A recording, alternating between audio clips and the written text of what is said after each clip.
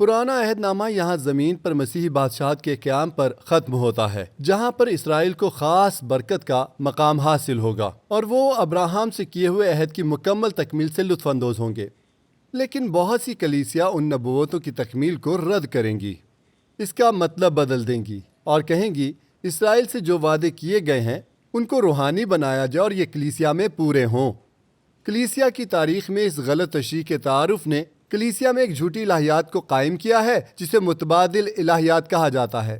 یہ کہتی ہے کہ خدا کے پاس اسرائیل کے لیے اب کوئی خاص جگہ نہیں ہے، کیونکہ کلیسیا نے خدا کے عہد کے لوگوں کے طور پر اسرائیل کی جگہ لے لی ہے۔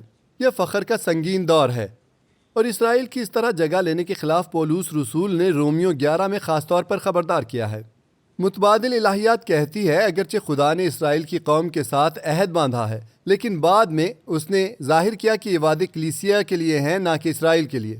ایک وجہ یہ بتائی جاتی ہے کہ کیونکہ اسرائیل مسیح پر ایمان نہیں لایا، اس لیے اسرائیل اپنے وعدوں کے حق سے محروم ہو گیا اور خدا نے اپنا ارادہ بدل لیا اور ان وعدوں کو اب کلیسیا کے ساتھ باندھ لیا ہے۔ یہ ناممکن ہے کیونکہ خدا نے ابراہیم کے ساتھ غیر مشروط عہد باندھا تھا۔ متبادل الہیات ناقابل قبول ہے۔ یہ خدا کو جھوٹا، دھوکے باز اور عہد شکنی کرنے والا بناتی ہے، اور وہ ایسا نہیں ہے۔ خدا کے خلاف یہ الزام اس کی دیانت داری پر الزام لگاتا ہے اور اس کی وفاداری پر شک پیدا کرتا ہے۔ پولس رومیو کے 3 باب کی 3 اور 4 آیت میں اس نقطہ نظر کو رد کرتا ہے اور کہتا ہے اگر بعض بے وفا نکلے تو کیا ہوا؟ کیا ان کی بے وفائی خدا کی وفاداری کو باطل کر سکتی ہے؟ ہرگز نہیں، بلکہ خدا سچا ٹھہرے اور ہر ایک آدمی جھوٹا۔ خدا کو اسرائیل کے ساتھ اپنے وعدوں پر وفادار رہنا ہوگا، جیسے وہ ہمارے ساتھ وفادار ہے، تب بھی جب ہم اس کے ساتھ وفادار نہیں رہتے۔ اگر خدا نے اسرائیل سے وعدہ کیا ہے تو وہ بعد میں یہ نہیں کہے گا کہ میں نے اسرائیل سے وعدہ کیا تو تھا، لیکن میرا مطلب اسرائیل سے نہیں تھا بلکہ کوئی اور لوگوں سے تھا۔ مثال کے طور پر میں نے جان سے وعدہ کیا کہ میں اسے پیسے دوں گا، لیکن بعد میں کہوں کہ جان مجھے پتا ہے کہ میں نے تم سے یہ وعدہ کیا تھا، لیکن دراصل میرے دماغ میں اس وعدے کے لیے ڈیوڈ تھا، تو میں ڈیوڈ کو روحانی جان کہوں گا اور میں اپنے وعدوں پر قائم رہنے کے لیے اسے روحانی جان کے ساتھ پورا کروں گا۔ یہ بے وقوفی ہے، لیکن بہت سے لوگ ہیں جو یہ کہہ رہے ہیں کہ خدا اسرائیل کے حوالے سے یہی کہتا ہے۔ وہ کہتے ہیں کہ کلیسیا اب نیا اسرائیل ہے، تو اب خدا کے اسرائیل سے کیے ہوئے وعدے کلیسیا کے ساتھ پورے ہوں گے۔ یہ ایک روحانی اسرائیل ہے جس نے اصل اسرائیل کی جگہ لے لی ہے خدا کے کیے ہوئے وعدوں کے لیے۔ کلیسیا کو روحانی اسرائیل کہنا بائبل کی اصطلاحات میں سے نہیں ہے، اگرچہ اسرائیل ایک قسم کی کلیسیا ہے۔ روحانی اسرائیل سے مراد اسرائیل میں باقی ماندہ ایماندار ہیں۔ کلیسیا کے غیر قوم کے حصے کو روحانی اسرائیل کہنے سے الجھن پیدا ہوتی ہے۔ اصل اسرائیل کے بجائے روحانی اسرائیل کو کلیسیا کہنا اصل اسرائیل کی قیمت پر کلیسیا کو بلند کرتا ہے، اور روحانی اسرائیل کے برعکس اسے جسمانی ہونے کے طور پر بدنام کرتا ہے۔ بائبل خدا کے اسرائیل کے بارے میں بات کرتی ہے، لیکن یہ کلیسیا کے بارے میں نہیں ہے، بلکہ یہ اسرائیل میں باقی ماندہ ایمانداروں کے بارے میں ہے۔ ہمیں یہ سمجھنا چاہیے کہ نیا عہد نامہ متبادل الہیات کی کسی بھی طرح سے حمایت نہیں کرتا ہے، لیکن ہم مسلسل خدا کے 2 الگ الگ چنے ہوئے لوگوں کو دیکھتے ہیں، اور خدا کے پاس ان دونوں کے لیے الگ الگ منصوبے اور پروگرام ہیں۔ اسرائیل کی 1948 میں بحیثیت قوم معجزانہ پیدائش پرانے عہد نامے کی بہت سی نبوتوں کی تکمیل ہے۔ یہ ایک بڑی علامت ہے کہ خدا اب بھی اسرائیل کا خدا ہے، کہ اس کے اسرائیل کے ساتھ وعدے ختم نہیں ہوئے ہیں اور اسرائیل اب بھی خدا کے منصوبوں میں ہے۔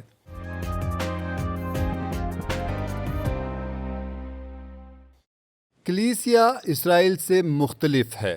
اسرائیل ایک قوم ہے جس کو اس کی رکنیت میراث میں ملی ہے، لیکن کلیسیا کی رکنیت کسی کو اس کے مسیح پر ایمان سے ملتی ہے۔ کلیسیا اور اسرائیل کا امتیاز کرنے کے لیے ایک اور طریقہ یہ ہے کہ نئے عہد نامے میں کلیسیا ایک نئی چیز ہے، لیکن اسرائیل یقیناً ہزاروں سالوں سے موجود ہے۔ کلیسیا کو ایک نیا رخ دیا جاتا ہے جو ایک نئے زاویے پر مبنی ہے۔ اسرائیل خروج کی کتاب میں قوم کے طور پر وجود میں آیا، لیکن کلیسیا 33 عیسوی میں پینتیکوست کے دن وجود میں آنے والی نئی تخلیق ہے۔ یہ اعمال کے 2 باب میں ہے۔ 11ویں باب کی 15ویں اور 16ویں آیت میں پطرس کلیسیا کے پہلے غیر ایماندار ارکان کے بارے میں کہتا ہے کہ روح القدس ان پر اس طرح نازل ہوا جس طرح شروع میں ہم پر نازل ہوا تھا۔ یہاں پر شروع سے کیا مراد ہے؟ یہ اعمال کے 2 باب میں کلیسیا کا شروع تھا، تو کلیسیا کچھ نیا ہے اور اسرائیل کا تسلسل نہیں ہے۔ متی کے 16ویں باب کی 18ویں آیت میں یسوع نے اعلان کیا کہ وہ ایک نیا وجود بنائے گا، ایک کلیسیا جو اس وقت بنی نہیں تھی۔ اس نے کہا میں اس پتھر کے اوپر اپنی کلیسیا بناؤں گا۔ دھیان دیں کہ اس نے کہا کہ میں بناؤں گا، یہ فعل مستقبل ہے۔ اس وقت تک کلیسیا جیسی کوئی چیز وجود میں نہیں تھی۔ جب اس نے کہا میں اس پتھر پر اپنی کلیسیا بناؤں گا تو وہ خود کو ایک پتھر نشان زد کر رہا تھا، ایک نئی عمارت یا پھر خدا کی ہیکل کی بنیاد۔ کلیسیا کو پترس پر نہیں بنایا گیا بلکہ خود مسیح پر بنایا گیا ہے، کیونکہ جو کوئی مسیح کے جی اٹھنے پر یقین لاتا ہے وہ مسیح میں قائم کیا جاتا ہے، اور وہ ایک زندہ پتھر ہے جو خدا کی ہیکل یعنی کلیسیا کا حصہ بن جاتا ہے۔ اور یسوع ہمارے گناہوں کے لیے مر کر اور اپنے آپ اور اپنے خون میں ایک نیا عہد قائم کرنے کے بعد نئی تخلیق کے سر کے طور پر دوبارہ جی اٹھ کر کلیسیا کی بنیاد بن گیا۔ تو جب تک وہ اپنی جان دے کر مردوں میں سے جی نہ اٹھتا یہ کلیسیا وجود میں نہیں آ سکتی تھی۔ دلچسپ بات یہ ہے کہ 18ویں آیت میں اپنی کلیسیا کے بنانے کے اعلان کرنے کے فوراً بعد 21ویں آیت میں وہ اپنی موت اور جی اٹھنے کی پیشین گوئی کرنے لگا جو ضروری تھا کلیسیا کے بننے کے لیے۔ تو مسیح کی کلیسیا تب تک نہیں بن سکتی تھی جب تک مسیح اپنی جان نہ دیتا، کیونکہ یہ مسیح اور اس کے خون پر بنائی گئی ہے۔ اسی طرح یسوع نے اپنی موت سے متعلق اپنی کلیسیا کی پیشین گوئی بھی کی تھی۔ یوحنا کے 10ویں باب کی 14ویں سے 16ویں آیت میں اس نے کہا اچھا چرواہا میں ہوں، جس طرح باپ مجھے جانتا ہے اور میں باپ کو جانتا ہوں، اسی طرح میں اپنی بھیڑوں کو جانتا ہوں اور میری بھیڑیں مجھے جانتی ہیں، اور میں بھیڑوں کے لیے اپنی جان دیتا ہوں۔ جو اس بھیڑ خانے کی نہیں، جو کہ اسرائیل ہے، مجھے ان کو بھی لانا ضرور ہے، اور وہ میری آواز سنیں گی۔ پھر ایک ہی گلہ اور ایک ہی چرواہا ہوگا۔ اس آیت کو ذرا دھیان کے ساتھ سنیے۔ پھر ایک ہی گلہ ہوگا اور ایک ہی چرواہا ہوگا، یعنی کہ یسوع۔ کلیسیا کو مسیح میں نئی مخلوق کہا جاتا ہے، ایک نیا آدمی جو کہ صرف اور صرف یسوع کے خون سے ممکن ہے۔ افسیوں 2 باب کی 11ویں اور 12ویں آیت میں پولس غیر قوموں اور یہودیوں کے درمیان تاریخی علیحدگی کے بارے میں بات کرتا ہے، لیکن پھر 13ویں سے 16ویں آیت تک وہ بیان کرتا ہے کہ کس طرح خدا نے کلیسیا کا حصہ بنا کر دونوں کو متحد کیا ہے۔ خدا نے یہ مسیح کی صلیب پر موت کے ذریعے کیا، اور لکھا ہے کہ مگر تم جو پہلے دور تھے اب مسیح یسوع میں مسیح کے خون کے سبب سے نزدیک ہو گئے ہو، کیونکہ وہی ہماری صلح ہے جس نے دونوں کو ایک کر لیا اور جدائی کی دیوار کو جو بیچ میں تھی ڈھا دیا۔ چنانچہ اس نے اپنے جسم کے ذریعے سے دشمنی یعنی شریعت جس کے حکم ضابطوں کے طور پر تھے موقوف کر دی، تاکہ دونوں سے اپنے آپ میں ایک نیا انسان پیدا کر کے صلح کرا دے، اور صلیب پر دشمنی کو مٹا کر اور اس کے سبب سے دونوں کو ایک تن بنا کر خدا سے ملائے۔ اس حوالے میں وہ بیان کر رہا ہے کہ پوری دنیا غیر قوموں اور یہودیوں میں بٹی ہوئی تھی، لیکن پھر وہ ایک نئی مخلوق کا تعارف کرواتا ہے جو کہ ان دونوں سے مختلف ہے۔ یہ نئی مخلوق مسیح کا بدن یعنی کلیسیا ہے، جو کہ ایماندار غیر قوموں اور یہودیوں کو اپنے اندر ملا لیتا ہے، لیکن یہ نئی مخلوق تب ہی وجود میں آئی جب مسیح نے اپنی جان دی۔ ایک بار پھر ہم 3 مختلف گروہوں کو دیکھتے ہیں، یہودی، غیر قومیں اور مسیح میں نئی مخلوق۔ کلیسیا تب تک وجود میں نہیں آ سکتی تھی جب تک مسیح مردوں میں سے زندہ نہ ہو جاتا، کیونکہ وہ کلیسیا کے بدن کا سر ہے۔ افسیوں کے پہلے باب کی 21ویں سے 23ویں آیت کے مطابق وہ کلیسیا کا سر صرف اپنے جی اٹھنے کی وجہ سے بنا، جو اس نے مسیح میں جب اسے مردوں میں سے جلا کر اپنی داہنی طرف آسمانی مقاموں پر بٹھایا۔ اور پھر لکھا ہے کہ اور سب کچھ اس کے پاؤں تلے کر دیا، اور اس کو سب چیزوں کا سردار بنا کر کلیسیا کو دے دیا جو کہ اس کا بدن ہے۔ اور پھر افسیوں کے 4 باب کی 7ویں سے 13ویں آیت کے مطابق کلیسیا مسیح کے آسمان پر جانے کے بعد مکمل طور پر فعال ہوا، جب اس نے اپنی روح کو انڈیل دیا اور بدن کے ارکان میں خدمت کے انعام تقسیم کیے۔ لکھا ہے اور اسی نے بعض کو رسول اور بعض کو نبی اور بعض کو مبشر اور بعض کو چرواہا اور استاد بنا کر دے دیا، تاکہ مقدس لوگ کامل بنے اور خدمت گزاری کا کام کیا جائے اور مسیح کا بدن ترقی پائے۔ لہٰذا چونکہ کلیسیا نے صرف مسیح کی موت، جی اٹھنے اور روح کے نازل ہونے کے بعد صحیح طریقے سے تشکیل پائی، اس لیے اس کا اسرائیل سے ایک الگ وجود ہونا چاہیے۔ نئے عہد نامے نے کلیسیا کو دنیا کی بنیاد سے خدا میں چھپا ایک بھید قرار دیا۔ پولس کہتا ہے یعنی یہ کہ وہ بھید مجھے مکاشفہ سے معلوم ہوا، چنانچہ میں نے اس کا مختصر حال لکھا ہے، جو اور زمانوں میں بنی آدم کو اس طرح معلوم نہ ہوا تھا، جس طرح اس کے مقدس رسولوں اور نبیوں پر روح میں اب ظاہر ہو گیا ہے۔ یعنی کہ یہ مسیح یسوع میں غیر قومیں خوشخبری کے وسیلے سے میراث میں شریک اور بدن میں شامل اور وعدوں میں داخل ہیں۔ تو میرے پیارے عزیزو، اب سمجھنے کی بات یہ ہے کہ پرانے عہد نامے کے وقتوں میں کلیسیا خدا میں چھپا ہوا ایک بھید تھا، اور یہ صرف نئے عہد نامے میں ظاہر ہوا، یہ پرانے عہد نامے میں ظاہر نہیں ہوا تھا۔ آپ کو کلیسیا کے بارے میں پرانے عہد نامے میں حوالہ کبھی نہیں ملے گا، کیونکہ یہ خدا کا بھید تھا، یہ خدا میں چھپا ہوا تھا۔ چونکہ مسیح کے آنے سے پہلے کلیسیا کا کوئی وجود نہیں تھا اور کوئی اس کے بارے میں جانتا بھی نہیں تھا۔ یہ واضح طور پر اسرائیل سے مختلف ہے۔ تو کلیسیا ایک بھید تھا، اس کا مطلب یہ ہے کہ یہ پرانے عہد نامے میں موجود نہیں ہے، نہ ہی یہ اسرائیل کا تسلسل ہے، بلکہ یہ اسرائیل سے بالکل نئی اور الگ چیز ہے۔ نیا عہد نامہ اسرائیل کو کبھی بھی کلیسیا یا غیر قوموں کے ساتھ نہیں الجھاتا ہے، اور یہ کبھی بھی کلیسیا کو اسرائیل نہیں کہتا، اور نہ ہی یہ ایماندار غیر قوموں کو یہودی یا روحانی یہودی کہتا ہے۔ زبان کی ایسی کوئی الجھن نہیں ہے۔ کلام اپنی اصطلاحات کے استعمال میں مطابقت رکھتا ہے، کیونکہ خدا اچھا اور واضح بات کرنے والا ہے۔ نئے عہد نامے میں اسرائیل کی اصطلاح کے تمام استعمال سے مراد اسرائیل ہے، نہ کہ کلیسیا۔ رسولوں نے کبھی بھی اسرائیل کو کلیسیا کے مترادف نہیں مانا، نئے اسرائیل اور روحانی اسرائیل جیسے الفاظ کبھی استعمال نہیں کیے، جبکہ اسرائیل کو کلیسیا کی ایک قسم کے طور پر استعمال کیا گیا، اور ہم ان کے تجربات سے سیکھ سکتے ہیں۔ مثال کے طور پر آپ پہلا کرنتھیوں 10واں باب 11ویں آیت دیکھیں، اس کے باوجود کلیسیا کو کبھی بھی اسرائیل نہیں کہا جاتا۔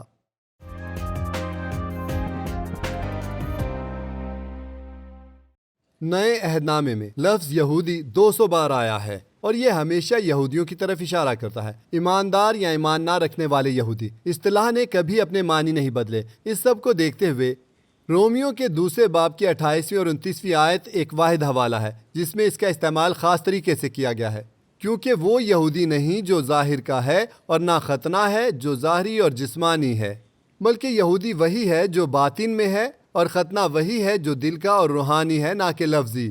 ایسے کی تعریف آدمیوں کی طرف سے نہیں بلکہ خدا کی طرف سے ہوتی ہے۔ پولوس یہاں لفظ یہودی کے معنی بیان کر رہا ہے جو یہودا سے ہے، جس کے معنی تعریف ہیں۔ وہ کہہ رہا ہے کہ سچا یہودی ہونے کے لیے ظاہر یہودی ہونا کافی نہیں، بلکہ باطن سے بھی وہ یہودی ہونا چاہیے تاکہ اس کی خدا کی طرف سے بڑائی ہو۔ پولوس یہاں یہودیوں کی اصطلاح کا استعمال غیر قوموں کے لیے نہیں کر رہا ہے، لیکن وہ اس کے استعمال کو ایماندار یہودیوں تک محدود کر رہا ہے۔ وہ کہہ رہا ہے کہ سچا یہودی صرف وہ نہیں جو پیدائشی یہودی ہو، لیکن وہ جو اس نام پر قائم رہتا ہے، جو ظاہری طور پر جسم کے لحاظ سے بھی یہودی ہے اور دل کے لحاظ سے بھی۔ وہ نہیں کہہ رہا ایمان لانے والی غیر قوموں کو یہودی۔ ہم لفظ مسیحی بھی اسی طرح سے استعمال کرتے ہیں۔ سب سے پہلے اور عام معنوں میں یہ وہ شخص ہے جو خود کو مسیحی کہتا ہے، لیکن یہ ایک حقیقی مسیحی کے لیے خاص معنوں میں بھی استعمال کیا جا سکتا ہے، جس کا ایمان صرف برائے نام نہیں بلکہ دل سے ہے۔ مثال کے طور پر ہم کہتے ہیں کہ اگر آپ مسیحی ہیں تو آپ انہیں معاف کر دیں گے ہر حال میں۔ نئے عہد نامے کے 77 حوالوں میں سے جن میں اسرائیل یا اسرائیلی کا لفظ استعمال ہوا ہے، 75 اس لفظ کو عام طریقے سے استعمال کرتے ہیں۔ صرف 2 حوالے اسرائیل کو خاص معنوں میں استعمال کرتے ہیں۔ پہلا رومیوں کے 9ویں باب کی 6 سے 8ویں آیت میں ہے، جہاں لکھا ہے کہ لیکن یہ بات نہیں کہ خدا کا کلام باطل ہو گیا، اس لیے کہ جو اسرائیل کی اولاد ہیں وہ سب اسرائیلی نہیں، اور نہ ابراہیم کی نسل ہونے کے سبب سے سب فرزند ٹھہرے، بلکہ یہ لکھا ہے کہ اسحاق ہی تیری نسل کہلائے گی۔ یعنی جسمانی فرزند خدا کے فرزند نہیں بلکہ وعدے کے فرزند نسل گنے جاتے ہیں۔ جب وہ کہتا ہے کہ وہ سب فرزند نہیں ہیں جو اسرائیل سے ہیں، تو وہ دوبارہ اسرائیل کو اپنے عام اور خاص زیادہ محدود معنوں میں استعمال کر رہا ہے۔ عام طور پر اسرائیل تمام یہودیوں پر مشتمل ہے، لیکن سچا اسرائیل، خدا کا اسرائیل، وہ تمام یہودی ہیں جو ایماندار بھی ہیں۔ انہیں اسرائیل سے باقی رہ جانے والے بھی کہا جاتا ہے۔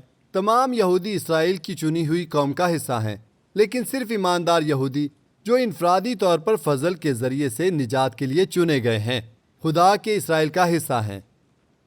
ایک بار پھر اسرائیل نام کے معنی میں ایک الجھن پائی جاتی ہے جسے خدا نے یعقوب کو دیا، اور جس کا مطلب ہے کہ خدا شہزادہ ہے، یہ اس کے ایمان کی علامت ہے۔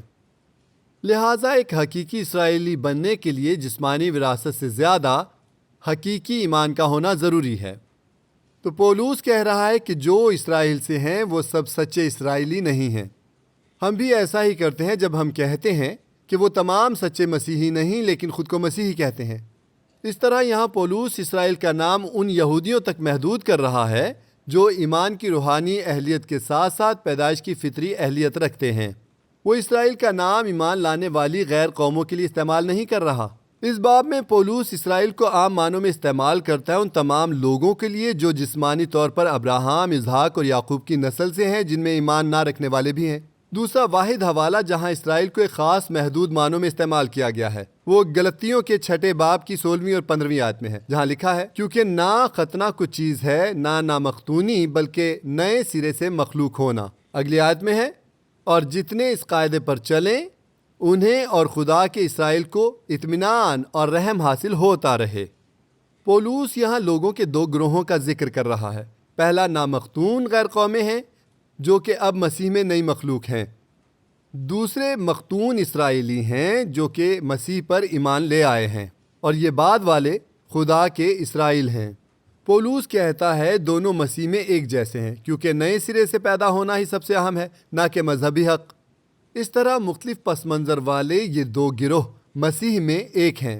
وہ لوگ جو کہتے ہیں کہ خدا کا اسرائیل کلیسیا ہے نہ کہ اسرائیل کے باقی ماندہ ایماندار، یہ تمام ثبوتوں کے خلاف کہتے ہیں۔ سب سے پہلا، صحیفوں میں کہیں بھی اسرائیل کو کلیسیا کے نام کے طور پر استعمال نہیں کیا گیا، اور اسرائیل کا مطلب ہمیشہ اسرائیل یا اسرائیل میں ایماندار ہے۔ اس لیے پولوس غیر متضاد ہوگا اگر اس نے اچانک کلیسیا کو اسرائیل کے نام سے پکارنے کا فیصلہ کیا ہوتا۔ اور دوسرا یہ ہے کہ اس نظریے کی تائید کے لیے انہیں اس حوالے کے معنی بدلنے پڑتے۔ پولوس ایمان لانے والی غیر قوموں پر جن کے لیے ختنہ اہم نہیں ہے اور خدا کے اسرائیل پر سلامتی بھیجتا ہے، یہاں اور واضح طور پر اشارہ کرتا ہے کہ وہ 2 گروہوں سے خطاب کر رہا ہے۔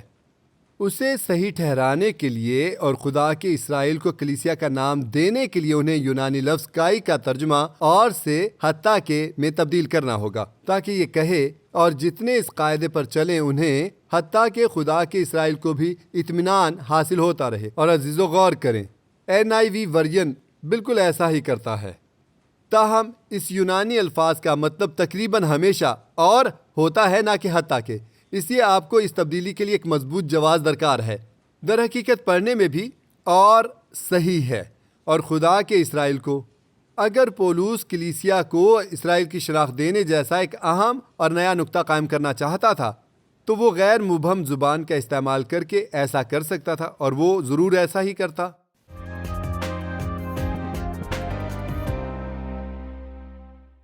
رومیو کے 9ویں سے 11ویں باب پر نظر ڈالتے ہیں۔ یہ اسرائیل، غیر قوموں اور کلیسیا کے تعلقات پر ایک اہم حوالہ ہے۔ اس میں پولوس نے کبھی بھی کلیسیا کو اسرائیل نہیں کہا، یہاں تک کہ وہ غیر ایماندار یہودیوں اور ایماندار غیر قوموں کے درمیان فرق کرنے کے لیے اسرائیل کا لفظ استعمال کرتا ہے۔ وہ کبھی بھی ایماندار غیر قوموں کو یہودی نہیں کہتا، اگرچہ وہ کلیسیا میں تھے، وہ غیر قوم ہی کہلاتے تھے۔ اسرائیل صرف یہودیوں پر مشتمل ہے، لہٰذا زبان کے اس استعمال سے نیا عہد نامہ اسرائیل، غیر قوموں اور کلیسیا کی الگ شناخت کو برقرار رکھتا ہے۔ اور رومیو کے 9ویں باب میں پولوس نے مسیحا کے بارے میں اسرائیل کے بے اعتقادی کے مسئلے کو متعارف کروایا ہے۔ 3 اور 4 آیت میں وہ کہتا ہے کیونکہ مجھے یہاں تک منظور ہو تاکہ اپنے بھائیوں کی خاطر جو جسم کی روح سے میرے قرابتی ہیں میں خود مسیح سے محروم ہو جاتا، وہ اسرائیلی ہیں۔ غور کریں 4 اور 5 آیت میں وہ موجودہ زمانہ استعمال کرتا ہے۔ وہ کہتا ہے کہ وہ اسرائیلی ہیں اور لےپالک ہونے کا حق اور جلال اور عہد اور شریعت اور عبادت اور وعدے انہی کے ہیں، اور قوم کے بزرگ انہی کے ہیں، اور جسم کی روح سے مسیح بھی انہی میں سے ہوا جو سب کے اوپر اور ابد تک خدا ہی محمود ہے، آمین۔ ایمان نہ لانے کے باوجود اسرائیل کے پاس یہ سب چیزیں ہیں جس میں عہد بھی شامل ہے۔ یہ ظاہر کرتا ہے کہ خدا نے اسرائیل کو نہیں چھوڑا۔ وہ پھر کہتا ہے کہ اسرائیل اس لیے اب تک کھڑا ہے کیونکہ یہ چنی ہوئی قوم ہے، خدا کے بڑے رحم اور فضل کی وجہ سے، نہ کہ اس کی اپنی نیکی کی وجہ سے، اس لیے اس کا تحفظ اور مستقبل یقینی ہے۔ وہ بیان کرتا ہے کہ اسرائیل کی قوم کے چنے ہوئے ہونے کے ساتھ ساتھ ایسے افراد بھی چنے گئے ہیں جو نجات کے لیے ایمان رکھتے ہیں، یہودی اور غیر قوم دونوں، حتیٰ کہ اسرائیل کا زیادہ تر حصہ ایمان نہیں رکھتا۔ ان کا چنے ہوئے ہونا اس بات کی ضمانت دیتا ہے کہ ان میں ہمیشہ کچھ لوگ باقی رہیں گے جو ایمان رکھتے ہیں، جو خدا کا اسرائیل ہے، جن کے ذریعے اسرائیل سے خدا کے وعدے پورے ہوں گے۔ یہ باقی بچے وہ ہیں جو انفرادی طور پر بھی چنے گئے ہیں۔ پولوس کا کہنا ہے کہ حتیٰ کہ تمام اسرائیل ایمان نہیں لایا تھا، پھر بھی وہ ایک چنی گئی قوم ہے۔ اس سے ظاہر ہوتا ہے کہ اس میں اب بھی باقی ماندہ ایماندار ہیں، اس لیے اسے یقین تھا کہ اسرائیل کا مستقبل ہے اور وہ بچ جائے گا۔ رومیو کے 10ویں باب کی پہلی آیت میں، اے بھائیو، میرے دل کی آرزو اور ان کے لیے خدا سے میری دعا یہ ہے کہ وہ نجات پائیں۔ رومیو کے 11ویں باب کی پہلی اور دوسری آیت میں ہے، پس میں کہتا ہوں کیا خدا نے اپنی امت کو رد کر دیا؟ ہرگز نہیں، کیونکہ میں بھی اسرائیلی ابراہیم کی نسل اور بنیامین کے قبیلے میں سے ہوں۔ خدا نے اپنی اس امت کو رد نہیں کیا جسے اس نے پہلے سے جانا یا چن لیا، لہٰذا خدا نے اسرائیل کو نہیں چھوڑا ہے۔ پھر 5ویں اور 6ٹھی آیت میں وہ کہتا ہے، اسرائیل اپنی نیکی کی وجہ سے نہیں بلکہ خدا کے فضل سے بچا رہے گا۔ وہ کہتا ہے، بس اسی طرح اس وقت بھی فضل سے برگزیدہ ہونے کے باعث کچھ باقی ہیں، اور اگر فضل سے برگزیدہ ہیں تو اعمال سے نہیں، ورنہ فضل نہ رہا۔ آپ نے کلام مقدس پر دھیان دیا؟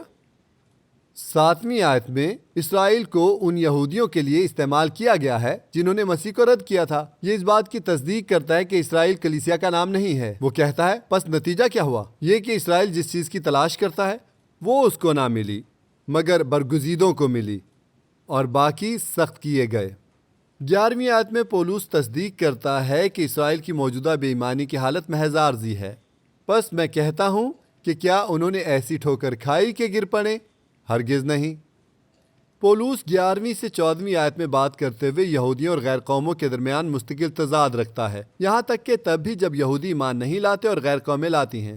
وہ کہتا ہے، بلکہ ان کی لغزش سے غیر قوموں کو نجات ملی تاکہ انہیں غیرت آئے۔ پس جب ان کی لغزش دنیا کے لیے دولت کا باعث اور ان کا گھٹنا غیر قوموں کے لیے دولت کا باعث ہوا، تو ان کا بھرپور ہونا ضرور ہی دولت کا باعث ہوگا۔ میں یہ باتیں تم غیر قوموں سے کہتا ہوں۔ غور کریں کہ غیر قومیں ہی رہتی ہیں، اور ایمان لانے کے بعد یہ یہودی نہیں کہلاتی اور نہ ہی اسرائیل بن جاتی ہیں۔ پھر 15ویں آیت میں پولس کہتا ہے کہ اگرچہ اسرائیل اس وقت رد کر دیا گیا ہے، اسے دوبارہ قبول کیا جائے گا، اور اس کی قبولیت سے مسیح کی بادشاہت میں دنیا کو عظیم نعمتیں ملیں گی۔ پھر رومیو 11ویں باب کی 25ویں اور 26ویں آیت میں پولس اسرائیل کی مکمل اور آخری بحالی کا اعلان کرتا ہے۔ وہ کہتا ہے، اسرائیل کا ایک حصہ سخت ہو گیا ہے، اور جب تک غیر قومیں پوری داخل نہ ہوں وہ ایسا ہی رہے گا، اور اس صورت سے تمام اسرائیل نجات پائے گا۔ اسرائیل یہاں غیر قوموں کے برعکس کھڑا ہے، اور یہاں ظاہر ہے کہ کلیسیا کے بارے میں نہیں بلکہ اسرائیلی قوم کے بارے میں بات ہو رہی ہے۔ غور کریں کہ اسرائیل کی بے ایمانی جزوی ہے، کیونکہ ایماندار ہمیشہ باقی رہتے ہیں، اور عارضی ہے کیونکہ صرف اس وقت تک ہے جب تک خدا اپنے موجودہ مقصد کو پورا نہ کر لے، جو کہ غیر قوموں کا پورا داخل ہونا ہے۔ اس کے بعد اس کی بے ایمانی دور کر دی جائے گی، اور اسرائیل یسوع مسیح کو مسیحا مان جائے گا اور یہ نجات پا جائے گا۔ حالانکہ اسرائیل بے ایمانی میں اندھا ہو چکا ہے، وہ دن آنے والا ہے جب تمام اسرائیل یا مجموعی اسرائیل یا اسرائیل بطور قوم بچائے جائیں گے۔ تو واضح طور پر اسرائیل کا مستقبل خدا کے مقاصد میں ہے۔ یہ آیت دو الگ الگ لوگوں کے گروہ کی نجات کے لیے خدا کے 2 مرحلوں کے منصوبے کو بیان کرتی ہے۔ موجودہ کلیسیائی دور میں بنیادی توجہ غیر قوموں کی نجات پر ہے۔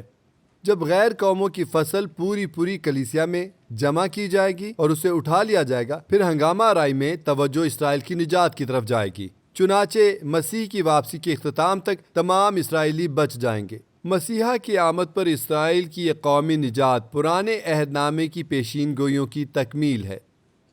28ویں آیت میں پولس واضح کرتا ہے کہ حتیٰ کہ اسرائیل ایمان نہیں رکھتا، وہ پھر بھی خدا کی چنی ہوئی قوم ہے۔ عزیزو، آئیے 28ویں آیت پر غور کرتے ہیں۔ یہاں پر مرقوم ہے، انجیل کے اعتبار سے تو وہ تمہاری خاطر دشمن ہیں، لیکن برگزیدگی کے اعتبار سے باپ دادا کی خاطر پیارے ہیں۔ 29ویں آیت میں وہ بیان کرتا ہے کہ کیوں؟ اس لیے کہ خدا کی نعمتیں اور بلاوا بے تبدیل ہے۔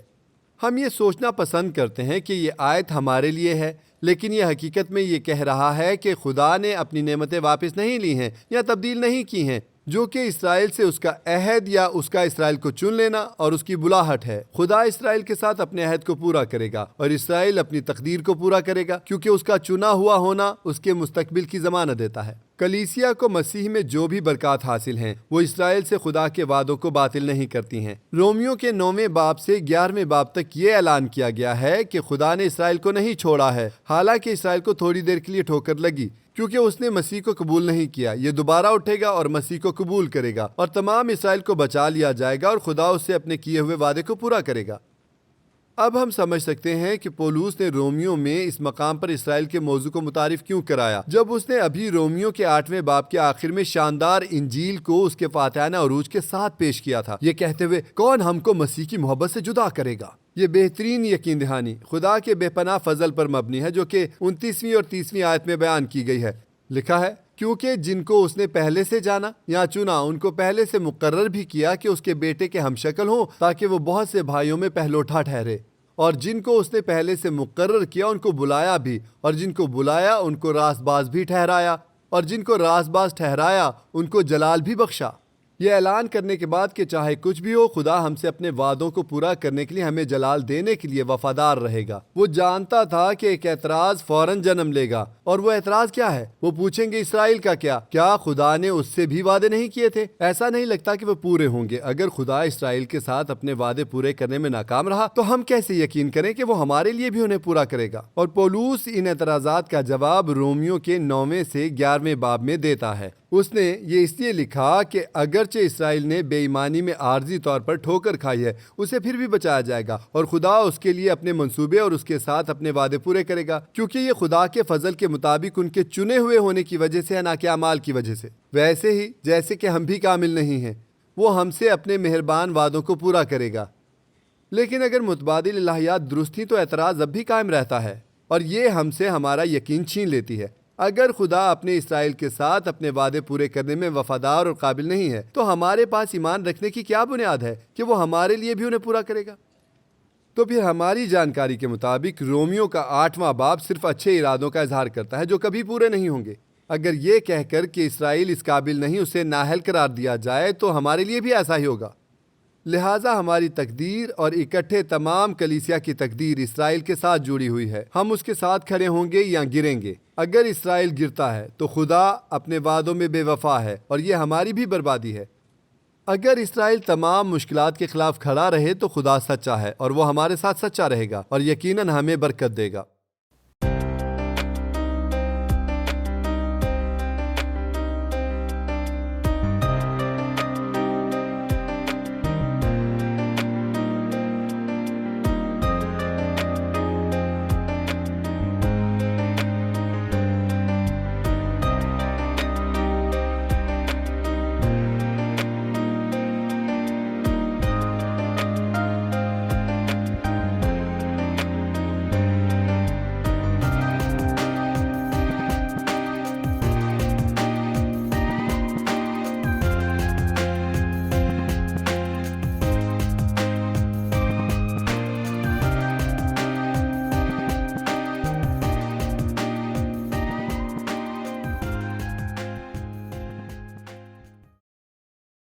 Shekinah Bible Ministries were founded by Dr. Tahira Salim and Reverend Dr. Asher Salim on 27th October 1998. The foundation of organization was laid by Reverend Dr. Shahid Siraj Deen, who was called home by God on 14th Feb 1998. The organization commenced its working through Bible Institute and then by the grace of God developed following establishments: Shekinah Bible Church, Shekinah Sunday School, Shekinah Movie Society, Shekinah Messaging Services, Shekinah Adult Youth, Daughters of Shekinah, Shekinah Bible Institute, Shekinah News, Shekinah Medical Camp, Shekinah EMAC.